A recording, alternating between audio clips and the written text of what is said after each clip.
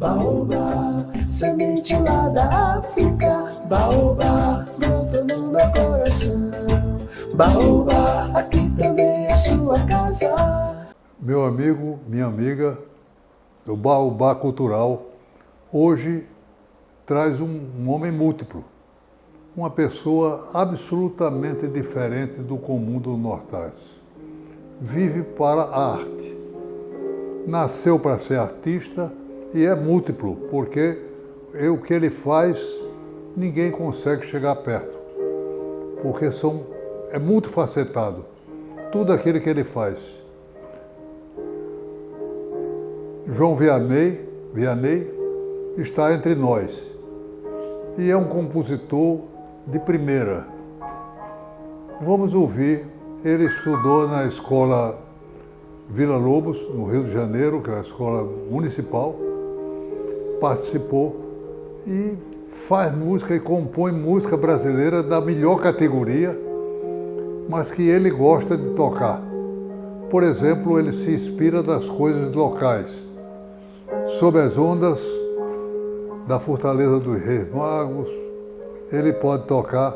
Vamos ouvir aqui para vocês terem uma ideia de como esse homem é capaz.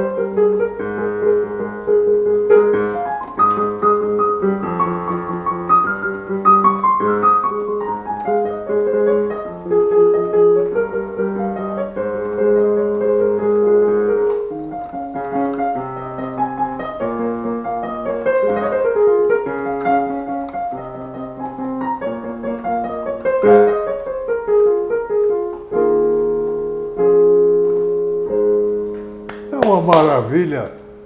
Ele compõe, mas também a preocupação dele, eu disse, que é com a arte. João Vianney tem curso superior pela Escola de Belas Artes no Rio de Janeiro e dedicou-se à arte das mais variadas formas. A sua participação no Estado voltou para Natal, graças a Deus, e aqui tem feito um trabalho notável, se bem que a sua arte ultrapassa fronteiras. Ele fez, por exemplo, aqui parte de uma banda, é um dos coautores, Bregotti. Cofundador, exatamente. Cofundador desta banda. Participou, por exemplo, de um programa fantástico com o flautista emérito de Natal, Carlinhos Zé. Participou de um programa e ele orientou. Como orientou também pesquisas as mais diferentes, como, por exemplo, das rendeiras e bordadeiras do Siridó. Enfim, é um trabalho permanente da sua atuação. Ele sabe fazer coisas fantásticas.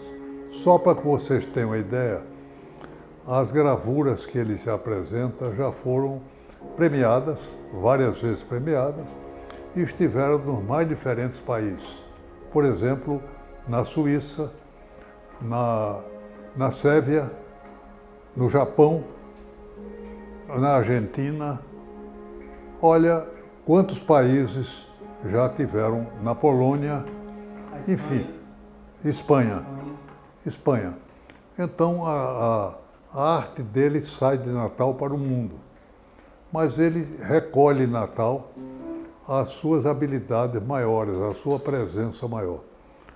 Odnei, vamos conversar um pouquinho aqui sobre você. Você nasceu em Natal, viveu em Natal, como foi o começo da sua vida? Nascido em Natal, no bairro do Alecrim. No Alecrim. No Alecrim, morando no Alecrim. Mas torce pelo time, não? Torço pelo Alecrim. Todo mundo certo. ri. Todo mundo ri quando diz isso. Tá certo. É, ABC ou América? Não, eu sou Alecrim. Infelizmente está numa situação que não dá nem para torcer, né? Mas a gente tá Não é fácil. Mas eu Não queria é dizer, aproveitar a história, eu sou torcedor do América, graças a Deus. Mas um amigo meu do Alecrim me pediu para levar uma camisa que eu ia para a Itália, passar um tempo em Florença. Eu gosto de arte, a minha vida, passei 100 dias em Florença, foi uma maravilha. E ele queria que eu desfilasse lá com a camisa do Alecrim. Olha que bom. E eu desfilei para cima e para baixo. Não era uma traição à América, Não, América, porque nem sempre o América é Era o único no mundo. Né? Era um favor, era um favor. Mas era a presença para mostrar o entusiasmo do Alecrim. O Mas Alecrim tem um caráter especial. Exato. É uma cidade dentro da outra Dentro da cidade. outra cidade. O Alecrim é único e especial. Exatamente. Você viveu lá Vivi até os 15 anos no Alecrim. até os 15 anos. Depois minha mãe resolveu ir para o Rio de Janeiro. E aí lá eu concluí os estudos e entrei na Escola de Belas Artes, porque desde criança ela, minha mãe, já me incentivava com apreciação de arte. E me deu todo o acesso à arte. Então isso para mim foi fundamental, foi a minha base, né? Para gostar de arte, para expor toda essa criatividade, essa sensibilidade que a gente vai construindo. E aí não teve outra. Eu cheguei no Rio, entrei na Escola de Belas Artes e fiz um curso chamado Gravura, que é um curso, na Escola de Belas Artes tem vários cursos. Um deles é gravura, outro é pintura, outro é escultura, e eu escolhi gravura. Uma afinidade com o papel, que eu gosto de lidar muito com papel, e me apaixonei pela gravura e fui Mas vamos até o mostrar, fim. vamos mostrar um pouco, porque você é capaz de fazer não só a xilogravura, que você é um mestre maior. Eu comecei a me encantar com o seu trabalho quando vi o livro Dicionário da Música do Rio Grande do Norte, Lei de Câmara, que foi belamente ilustrado por você. É uma multiplicidade de emoção que você joga lá. Exato. A música tem você que é músico e compositor, tinha que fazer este trabalho bonito, fantástico, Que começa aqui, para multiplicar. nosso sol quente, né, maravilhoso, e a música representada por instrumentos. Os instrumentos musicais Nossa, neste sol da cidade da do cidade sol. do sol. A Cascudo dizia, chamava Natal de Noiva do Sol. Noiva do sol. Mas, meu amigo, a gravura você começou com esse encanto. Que variações você estabeleceu para técnicas de gravar? Primeiro, essa peça aqui, ela é uma xilogravura. É uma xilogravura, o que está em preto, e eu passei a trabalhar com a impressão em preto e a cor, fazendo a mista com a aquarela. Isso eu venho desenvolvendo essa fusão. Já estou mais longe que essa peça. A peça aqui a gente já fez, já tem algum tempo. Mas já estou bem mais adiante na minha pesquisa. Essa peça aqui, ela é uma peça interessante porque ela já não é em madeira. É xilogravura, mas não é em madeira, é o que chama de linóleo. Como é que chama? Linóleo, que é uma borracha. Com borracha. Com borracha. E aqui não tem aquarela. Aqui tem duas impressões nessa borracha, uma em cor e uma em preto. Né? Incrível. E a xilogravura, ela vem como técnica, né, para fazer esse resultado. Podemos ir para a pedra?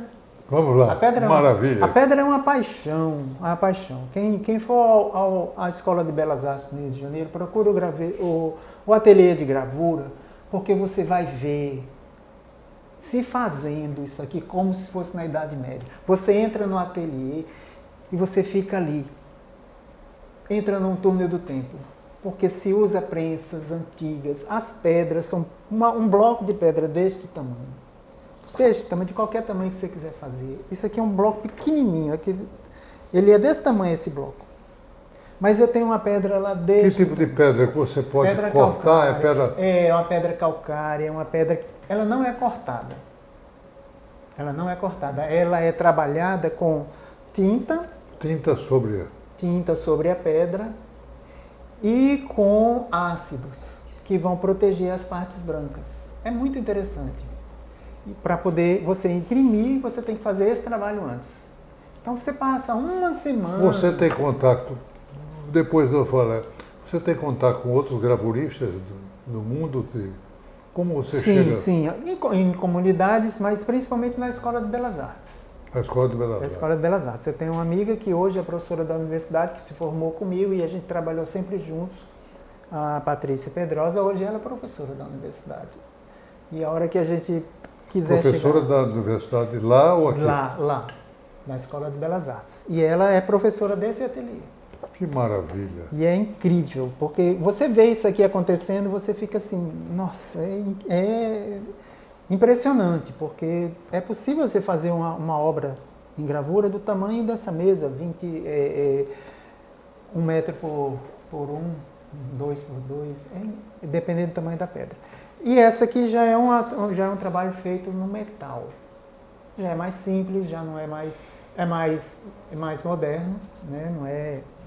Não é do nosso século. Claro. Você me falou sobre as cédulas nossas. As cédulas da Casa da Moeda. Do mundo inteiro. Não é só as nossas, não. Ah, não é só a nossa, não. Do mundo inteiro. As cédulas, elas são feitas nessa técnica, a parte dos desenhos. Se um dia pegar uma lupa e você olhar bem direitinho, você vai perceber riscos como se fossem realmente feitos à mão.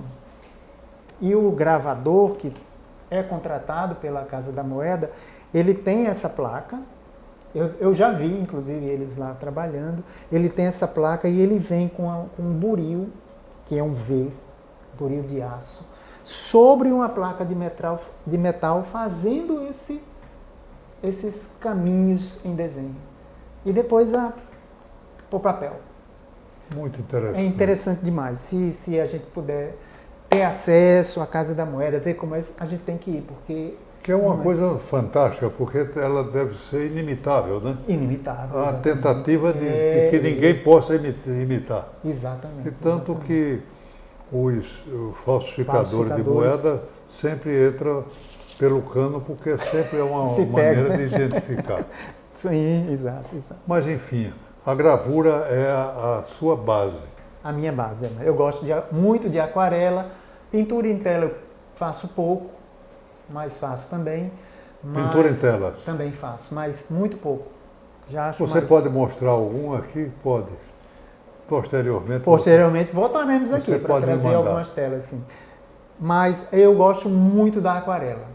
Tenho muitos trabalhos, tenho coleções em aquarela que eu nunca lancei. Nem para exposição, nem para venda. Mas pode mostrar para a gente alguma coisa dessa sua arte. Trarei sim, com certeza trarei. Como você faz. Mas uma alegria grande. Você em Natal tem outras presenças além destas que você falou, porque você participou também de outro movimento musical, não? Em Natal foi o Bregote, mas teve também... Outro grupo que eu trabalhei, fui fundador, esse eu posso dizer que fui fundador porque as músicas eram todas composições minhas. Que maravilha. Que é um grupo que a gente chamou de NOX, N-O-X. Né?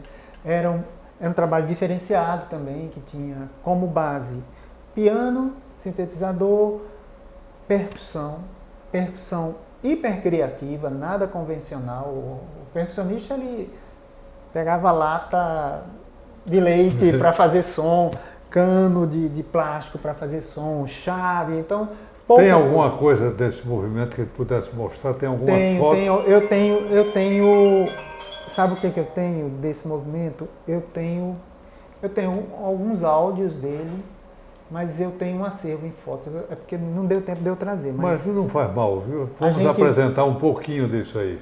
Perfeito. Mas vamos para a sua música, porque eu fiquei encantado com aquelas ondas. Eu mergulhei nas ondas também. A dança das ondas, viu? Há uma dança, né? É uma dança. Eu mergulhei e dancei com elas também. Havia um pintor de Natal fantástico que ficava ali na Praia do Meio, verificando as ondas para ele poder pintar. Perfeito. Leopoldo Nelson. Perfeito. Leopoldo Nelson. Fazia marinhas. As ondas dele era maravilha porque entrava pelos nossos olhos. As suas ondas entram pelos nossos ouvidos. Perfeito. Mas é fantástico. Outra música sua? Eu tenho uma paixão também pela história do circo. Circo. Pela coisa dinâmica do circo, porque a gente fez muito teatro também. Né? A gente chegou a formar uma companhia, eu, Isaac Galvão, Titina Medeiros, e a gente trabalhou teatro de rua. A gente foi para a rua. Né? E essa também é uma corrente que me trouxe muito. Então eu fiz algumas... Eu tenho um encantamento por circo que não só era o meu desejo de menino, eu queria entrar no circo e acompanhar a mulher fora, mas acompanhei Ferreira Itajubá, terminei comprando a casa que ele morava na rua Chile para preservar.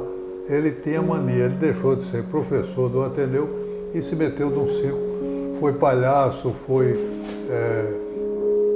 fez equilibrista, todas as formas de teatro se apresentou lá.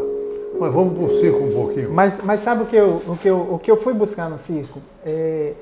Fica parecendo uma coisa assim, não, no circo não tem isso. O que tem no circo? O palhaço, toda aquela parte do espetáculo. Eu fui buscar, na minha leitura musical, o não espetáculo. O que é o não espetáculo? É o que acontece antes e depois. Quem é o palhaço antes do espetáculo? Quem é ele depois? Quais são as suas interrogações? Quais são as suas tristezas? As perplexidades que eles têm. As suas perspectivas, as suas expectativas. Né? E eu encontrei tristeza, encontrei alegria.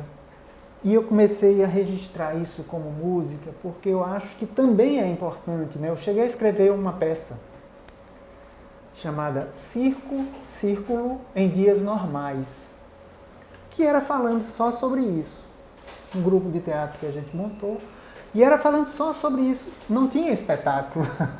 Não tinha espetáculo. Tinha o anti-espetáculo, tinha o que acontecia na vida real, né? E não no espetáculo. Então eu fui buscar esse sentimento que traduzia assim, ó.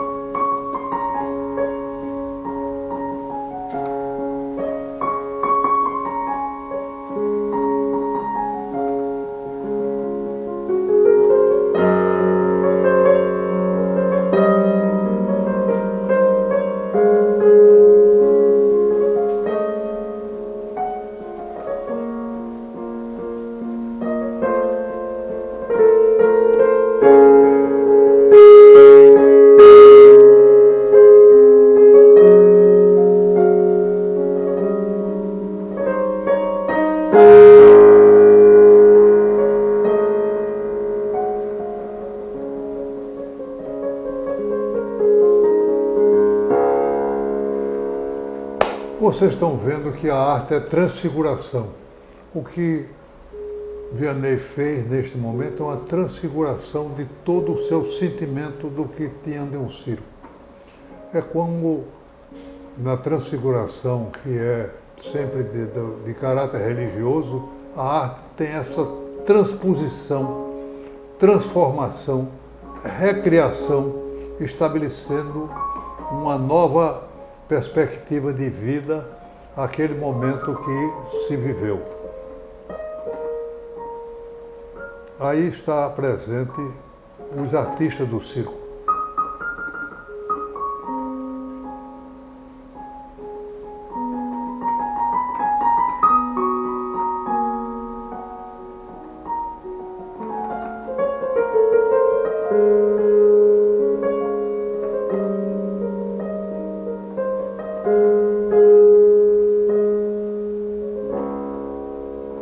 Maravilha, maravilha, muito bom.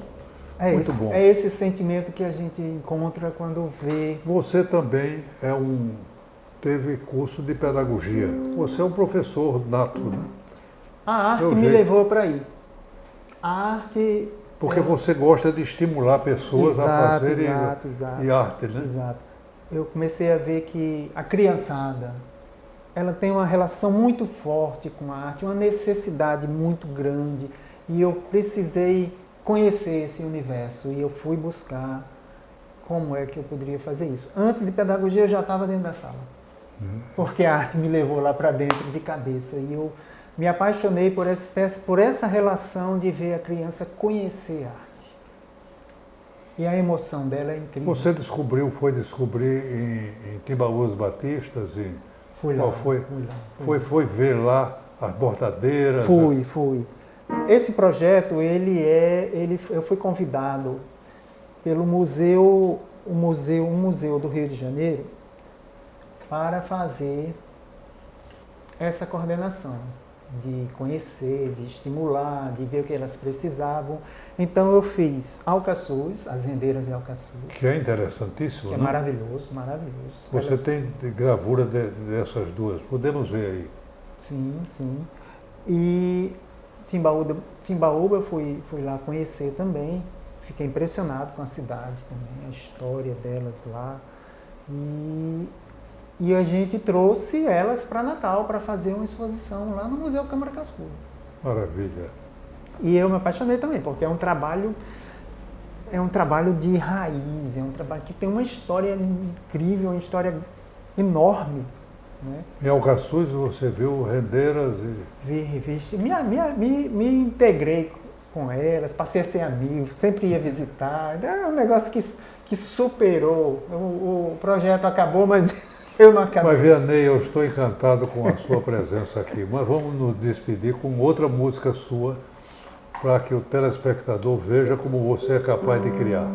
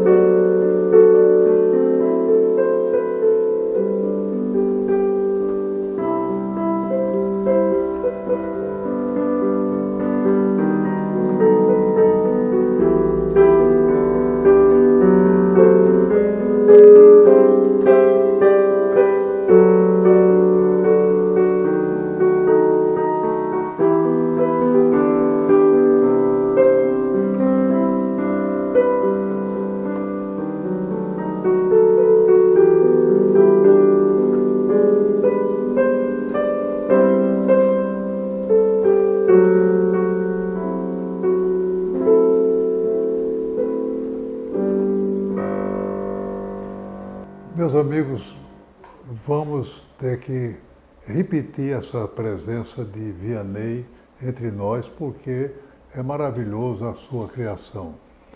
Eu trago para vocês sempre uma frase, e a frase, como ele é pedagogo e gosta de ensinar por natureza, é a sua vocação, eu trago uma frase que eu faço sempre, a de hoje é a seguinte: a cooperação é chave para qualificar a educação.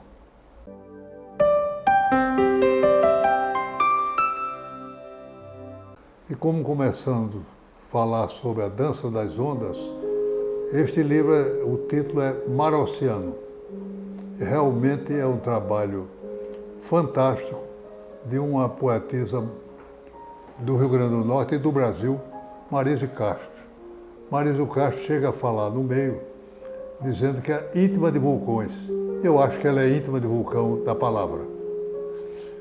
O programa Baobá Cultural estará sempre com vocês na TV Futuro, aos sábados, às 8 horas da manhã, aos domingos, ao meio-dia.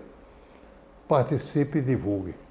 Baobá, semente lá da África. Baobá, brotou no meu coração.